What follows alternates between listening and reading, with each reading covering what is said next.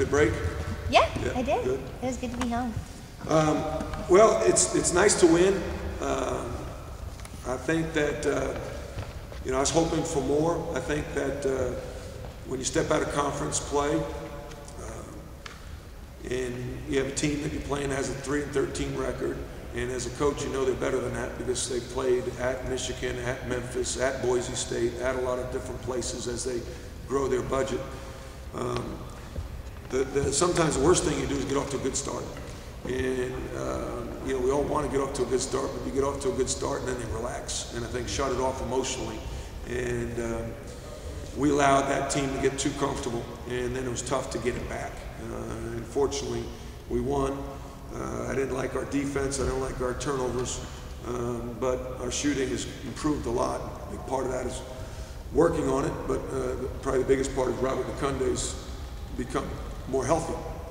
And I've talked all season about Robert being one of the best shooters I've coached, and how when he was hurt, that we missed him. And I think you see now why he's such an important part of our team. Is Robert 100% yet? No, he's not 100%. But at this point in the season, not many people are, but he's not. He's got to constantly get his knee checked and drained and greased, and so he's going through a lot. Well, he started in place of Faye. It looked like, was that something that was kind of lingering from disciplinary action? He was going to start in front of Mo anyway, like at the Rice game, and Michael was going to start in front of Paul, and so I decided to stay with that, and I will stay with that in the near future. And Paul's responded great, and I thought Mo was good. I thought Mo gave us some good minutes out there. He played 17, 6 rebounds. I thought his rebounds were big, and a couple of shots, he made there when they were pressing, and we spaced out, and they trapped us, and we got it to him, and he finished. So McCoy starting on the bench was playing. It wasn't any kind of disciplinary. Oh no, he didn't start at Rice. Yeah, Paul didn't start at Rice. Mo wouldn't have started at Rice. I needed to change things up, and I thought that Michael's ability to shoot the ball and Robert's ability to shoot the ball were critical, and it really, Robert shot the ball poorly in the first half at Rice, but at the end of the game, he made some clutch shots. He could really shoot and just knows it, and something about, kind of. I had Matt Carroll at Notre Dame. Matt's with the Mavericks, and Matt was one of the best shooters I coached, and they're just the shooters. That's what they do, and I keep telling Robert, do what you do. Don't try to do anything else like, handle the ball sometimes. But he did other things well too. He had a couple steals and a couple rebounds. You did seem to keep the intensity up in the second half though, and grew the lead to 19 at one point. Yeah, just, I'm never satisfied, coach, right? You just want to keep your foot on the gas pedal and not let up. And our goals are.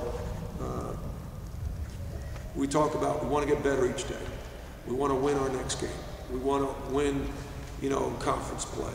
We want to have a winning season. We want to go to postseason play, all those type of goals. Well, I don't think we got better today. We won the game, but I don't think we got better today.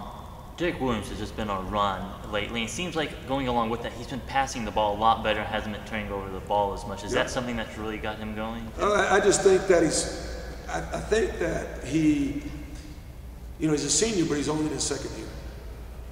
He's only in his 4th year, I think, of organized basketball.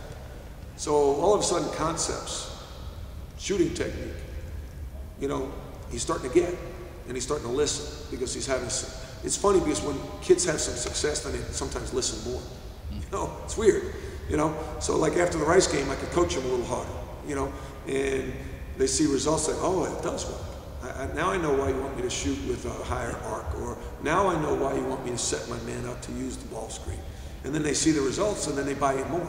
So I think that, he's matured, and now he's 24 years old, and he's a senior.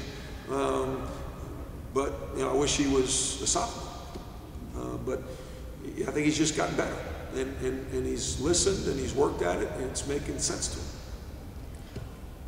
Y'all had a lot of points in the paint tonight again. You led in that category once again, but Papadilla didn't have that big of a night, so it was mostly your guards. Was that something you're playing on, just having a lot of slashes? No, I really was, first of all, I thought they would play more zone. And they started out man-to-man, which I liked, and I thought that helped us. But Pop was not into the game. Pop, the thing that he has to continue to work on, he's been awesome, first of all. Pop has been awesome. But he'll play to the level in his mind. So, I could try to sell him all I want, but he sees 3 and 13. He doesn't know the team. He doesn't maybe get as stimulated by the opponent as he would if it was Jerome Jordan in Tulsa. And that's something he has to improve on, that emotional maturity, and because that's what great players do. Play hard every night. And he knows it. He knows it. He just was kind of out there. And I took him out. He didn't get a loose ball. The ball went through his hands. He didn't get another loose ball. Took him out. And I just tell him up front, if you're not showing me good body language or good energy, I'm going to take you out. And so it's not confrontational. It's just he knows it. And, he's just got to continue to work on it. Is that something you see before the game even happens, leading up to this game? Sometimes not. Sometimes you see it in warm-ups. Sometimes you see it in the pregame talk. Sometimes, but sometimes you don't. You really have to wait till the ball goes up. Ryan Hart didn't suit out tonight. What was the reason? He got kicked in the shin Monday. He didn't play. He didn't go with us to Rice. So hopefully he'll be ready to play Wednesday. Can you talk about Paul McCoy a little bit? It seems his production level isn't quite what you're used to. Paul has not had the year that we all, expected, and I think that he was probably putting a lot of pressure on himself, and he got into a little bit of a slump, and so at some point, after the first 2 or 3 games, he was 1 of 11 in league play, and I showed the team the stat sheet, and I said, that's when I decided I got to make a change, because,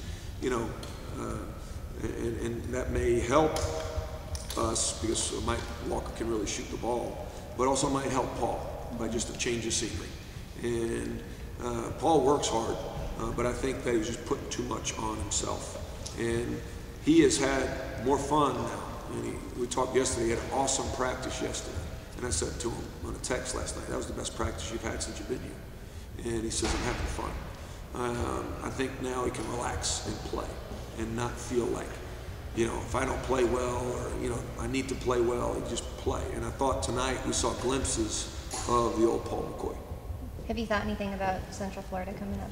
Not. The only thing I've thought about is that they're pretty darn good. You go into the season and everyone has rankings and opinions. Like people didn't think UAB was going to be very good. They're 4-0 in our league and they were in the top 25. People thought that UCF, because they were young, wouldn't be that good.